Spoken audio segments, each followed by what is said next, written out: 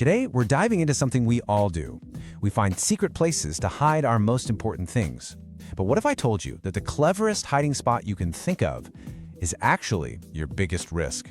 It's a fascinating puzzle, really, one that lives right at the intersection of our memory, our psychology, and the way we organize our own homes. Just let that sink in for a moment. The real danger isn't some high-tech heist. It's that one special place you picked out, feeling so smart about it. We've all been there, right? Tucking some emergency cash inside an old book, or finding that perfectly unique spot for a spare key, absolutely certain we'd never forget it. Well, this is all about why that very certainty might be the biggest gamble you're taking. So, here's the journey we're going on together. First, we'll look at the mental trap that lures us into these clever spots. Then, we'll explore the security paradox, how trying to be safer can seriously backfire. After that, we'll introduce a whole new way of thinking, focusing on being able to find things, not just hide them. We'll even give you a practical plan called the Red File Protocol. And finally, we'll pull it all together to see how this is really an act of personal empowerment. Okay, let's start with the big question. Why do we do this? Why are we so drawn to these clever, one-of-a-kind hiding places? Well, here's the good news. It's not a personal flaw. It's not you being careless. It's actually a funny little quirk in how all of our brains are wired. The culprit has a name, and it's called Subjective Salience. It's basically that powerful feeling of, oh, this is so obvious, I'll never forget it. Maybe you hide your passport in an old shoebox from that unforgettable trip to Italy. In that moment, your brain creates a strong emotional link, and you think, yep, that's bookmarked forever. But here's the thing about our memory. It's designed to forget things we don't use. If you don't access that specific memory for a few years, your brain just lets it go.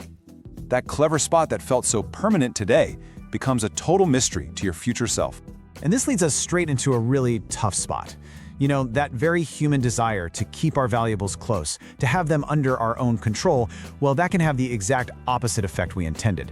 Let's look at how that plays out. It really boils down to two huge risks. The first is what we call spatial fragmentation. Instead of one secure place, your most important items are scattered all over. The will is tucked in one book, the car title is in a random folder, the emergency cash is taped to the back of a drawer. Suddenly, your home isn't a safe haven, it's a confusing maze of blind spots. And the second risk, this one's even more heartbreaking: inadvertent disposal. We've all heard the stories, right? A family is cleaning out a house and accidentally throws away a stack of old newspapers, never knowing thousands of dollars were hidden inside. The spot was so good, it was disguised as junk, and it got treated like junk. This isn't a memory problem, it's a system problem. This really gets to the heart of it, the security paradox. You find a hiding place that's so good a burglar would never find it. Perfect. But over time, your own brain prunes away the memory of that spot because you never think about it. The lock you put on the door for the burglar is now a lock you've put on the door for yourself. The very security you created is now the thing that risks losing your valuables forever. So, if being clever is the problem, what's the solution? Well, this is where we need to make a really important mental shift. It's time to completely change our definition of what safe really means. It's time to stop focusing on secrecy and start focusing on something else entirely. Just look at the difference here. The old way, creative hiding, is all about secrecy. The new way, standardized storage, is all about searchability. The old way is a gamble on your memory. The new way is a guarantee based on a system. One turns your home into a stressful maze. The other turns it into a calm command center. See the shift? We're changing the goal from trying not to forget to making it impossible not to find. This question right here, this is the new gold standard for security. If the answer is no, then your system, I'm sorry to say, isn't really secure. Just imagine a real emergency, a sudden health scare, an unexpected trip. You or your family won't have time to go on a stressful treasure hunt. Real security isn't about hiding things from the world. It's about making sure you and the people you trust can get to them fast when it matters most. Okay, so we've talked about the why and the what. Now for the best part, the how. And this isn't just some vague advice. This is a practical, step-by-step plan we call the Red File Protocol. It's just 4 simple steps. Number 1, centralize. All those super important documents, your will, the deed to your house, passports, they all go into one single fire-rated lockbox. Number 2, anchor. Everything else gets stored in a logical place. Jewelry goes with jewelry. Spare keys go on a key hook. Simple. Number 3, map. You create one simple list, a legacy map, of where everything is, and you share it with one trusted person, your safety partner. And finally, number 4, and this one is crucial, drill. Once a year, you do an annual retrieval drill. You physically go and touch each important item. This simple habit keeps those memory pathways strong and makes sure you know where everything is. And that's the real genius of this. These aren't just tidying up tips. They're what you might call cognitive redundancy systems. That's a fancy way of saying you're creating backups for your brain. The map and your safety partner are your external hard drives. The annual drill is you hitting refresh on your own memory. You're building a system that works with your brain, not against it. All right, let's zoom out for a second and look at the big picture here. Because adopting a system like this isn't about giving up or admitting you're forgetful. No, it is the exact opposite. It's about taking control in a really smart, really powerful way. I really want you to hear this. If you've ever had that moment of panic because you couldn't find something important, it is not a sign that you're losing your memory.